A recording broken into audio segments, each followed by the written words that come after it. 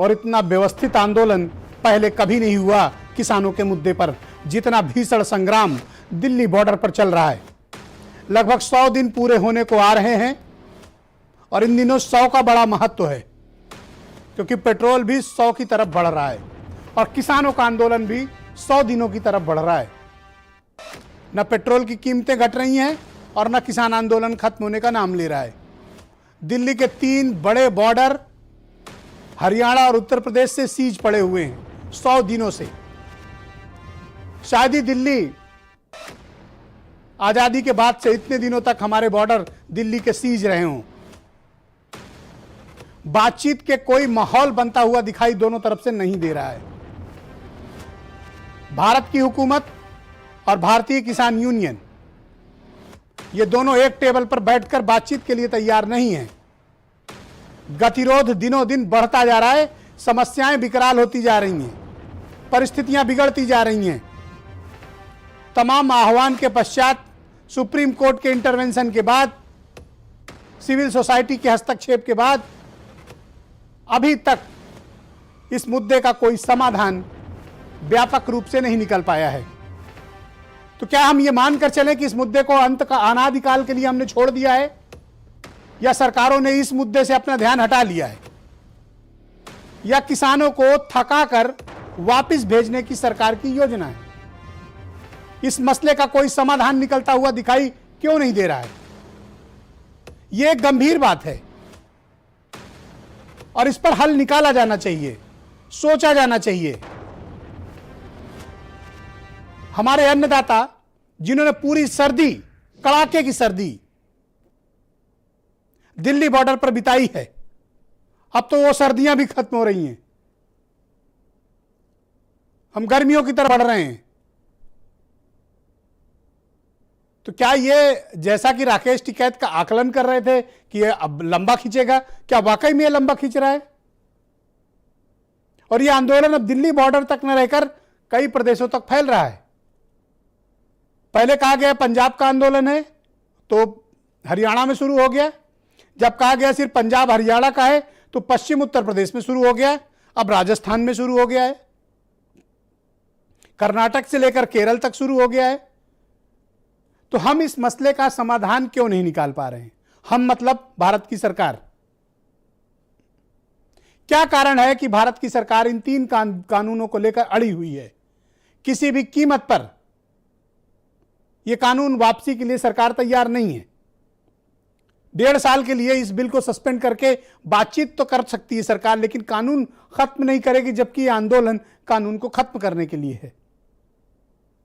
इन दिनों एक बहुत ही डिस्टर्बिंग और बहुत ही परेशान करने वाले वीडियोज और खबरें आ रही हैं जो व्यक्तिगत रूप से मुझे बहुत विचलित करते हैं। तमाम किसान भाई नाराजगी के कारण, इस आंदोलन की वजह से खेती से जुड़े 3 कानूनों के विरोध में अपनी खड़ी फसलें जोत रहे हैं, अपनी खड़ी फसलों को गिरा रहे हैं। यह बहुत ही दुर्भाग्यपूर्ण बात है। विशेष तौर पर पश्चिम उत्तर प्रदेश में मेरठ, बागपत, अमरोहा, हापुड़, बिजनौर और सहारनपुर से ऐसी खबरें आई हैं, ऐसे वीडियोज आए हैं, अभी हम आपको दिखाएंगे, जहां किसान गुस्से में और नाराजगी के कारण अपनी खड़ी फसल को जोत दे रहा है, खड़ी फसलों को बर्बाद कर दे रहा है किसान। हम कब तक इस प्रकार की परिस्थितियों को देखेंगे? और यह क्या हुकूमतों की संवेदनशीलता नहीं है कि वो किसानों से बात करें? कम से कम ऐसा करने से उन्हें रोकें। यह रोका जाना जरूरी है। अगर किसान भाई अपनी मेहनत की फसल को इस प्रकार से तहस नहस कर देंगे जैसा कि आप वीडियो में देख रहे हैं, यह बहुत तकलीफ की बात है। किसान अपनी फसल को अपने बच्चों की तरह प्यार करता है, बोता है, सींचता है, उगाता है और ध्यान रखता है। फसल के बाजार में बिकने तक वो उसका ध्यान रखता है। और आज यही किसान पश्चिम उत्तर प्रदेश के 8 जिलों से मेरे पास रिपोर्ट आ चुकी है, वहां किसान अपनी खेत को जोत रहा है, अपनी पूरी फसल को जोत दे रहा है, फसल को नष्ट कर रहा है। क्या हमारे समक्ष इस प्रकार की परिस्थितियां किसानों में एक जबरदस्त असंतोष उत्पन्न नहीं करेंगी?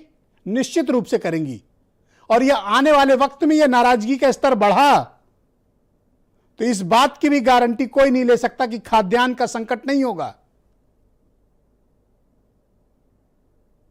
कोई सब्जी की फसल तबाह कर दे रहा है, कोई गेहूं की फसलें तबाह कर दे रहा है, कोई सरसों उजाड़ दे रहा है।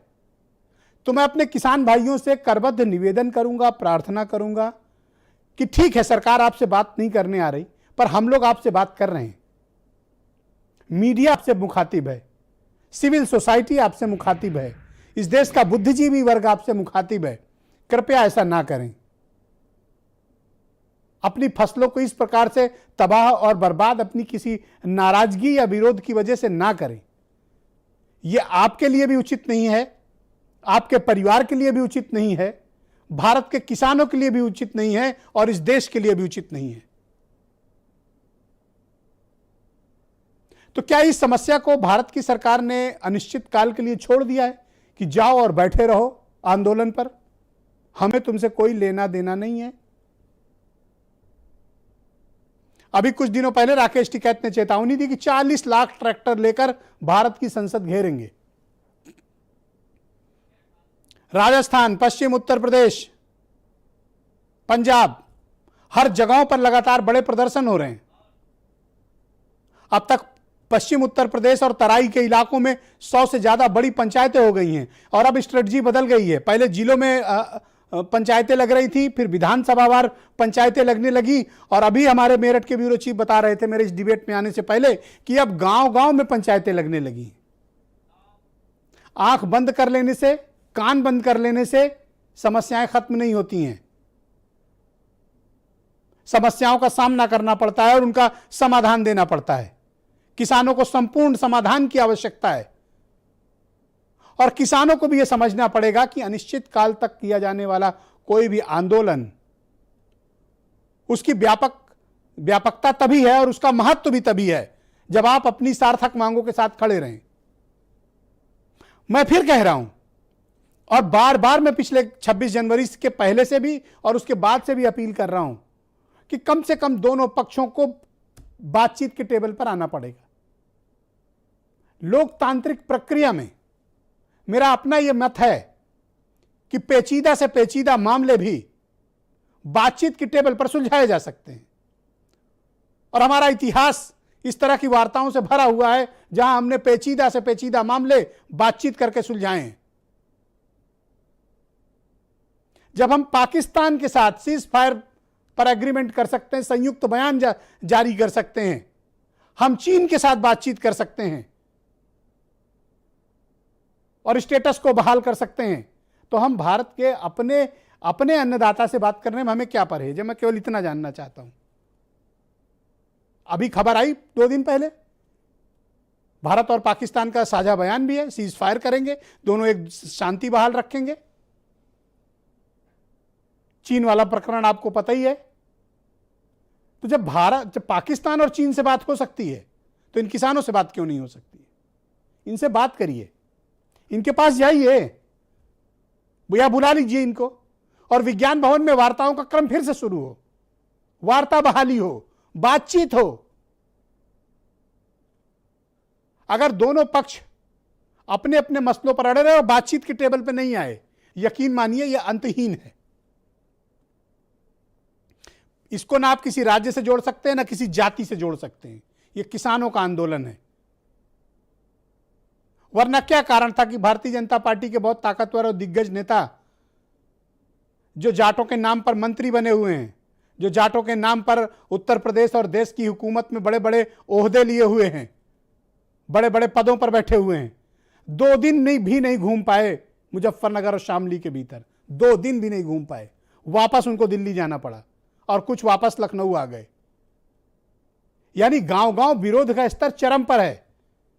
जनता की नाराजगी भांपिए, समझिए, लोकतंत्र में जनता ही सर्वोच्च होती है।